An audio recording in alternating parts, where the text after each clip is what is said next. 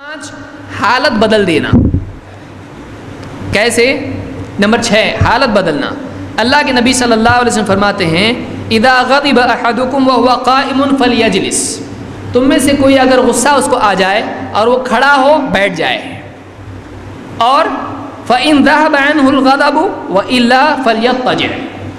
اگر بیٹھنے پر غصہ چلا گیا تو ٹھیک، اگر نہیں گیا تو لیٹ جائے. یہ کیا ہے؟ کوئی ڈاکٹر نے آج تک تو یہ نہیں بتایا.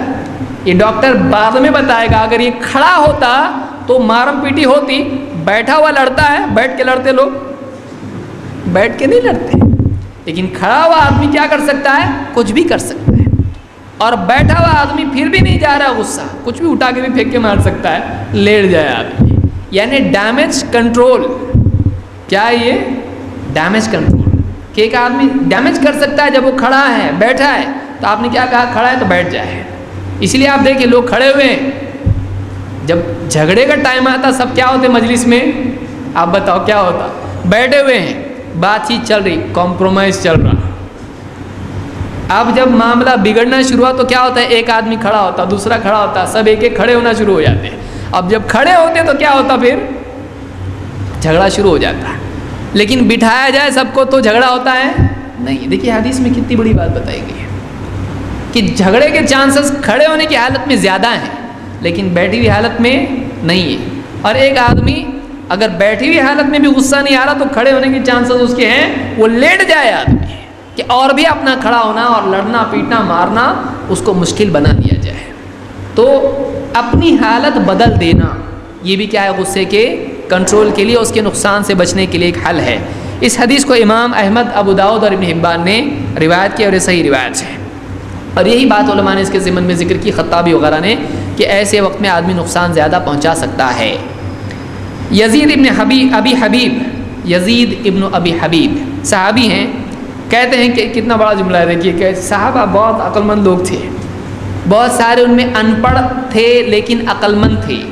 آج کے دور میں بہت سارے پڑھے لکھے ہوتے ہیں لیکن عقل مند نہیں ہوتے ہیں. پڑھا لکھا ہونا، عقل مند ہونا، دونوں کا کوئی خاص تعلق نہیں ہے. سمجھ میں آیا؟ ہمارے نبی صلی اللہ علیہ وسلم کیا تھے؟ پڑھے لکھے تھے لیکن بہت عقل مند تھے. تو عقل الگ ہے، پڑھا لکھا ہونا الگ ہے. کیا کہتے ہیں یزید بن ابی حبیب؟ کہتے ہیں انما غضبی فی نعلی فاذا سمعت ما اکرہ اخذتهما ومشیت. کہتے ہیں میرا غصہ میری جوتیوں میں ہے. جب بھی ایسی بات کوئی سنتا ہوں جو مجھے پسند نہیں ہوتی ہے، اپنی جوتیاں اٹھاتا ہوں، چل دیتا ہوں. بہت سارے لوگ جھگڑے کیوں بڑھتے؟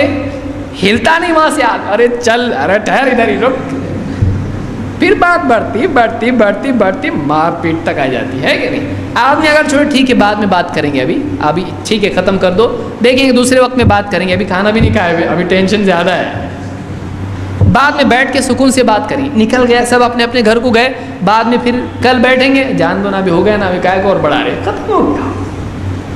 لیکن نہیں ابھی نہیں، میں نہیں جاؤں گا، بات ختم کرو، ابھی ختم کرو تو ختم ہی کرو. پھر سمجھ میں آ رہی بات؟ یعنی آدمی کتنی بڑی بات کہہ رہے ہیں میرا غصہ میری جوتیوں میں ہے.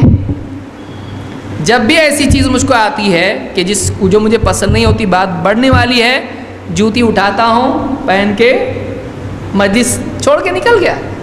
کیوں؟ بات بڑھے گی، کچھ نتیجہ اس میں ہے نہیں ہے، کچھ بھلائی نہیں ہے. تو یہ بھی ایک حل ہے. العقد الفرید ابن عبد ربہ کی کتاب ہے، ابن عبد ربہ ہی ان کی کتاب ہے، اس میں انہوں نے یہ بات ذکر کی. یہ 4 صدی کے ہیں لکھنے والے، یہ صحابی ہیں جن کا تذکرہ ہو رہا ہے. تو جگہ بدل دینا یہ بھی ایک حل ہے. 6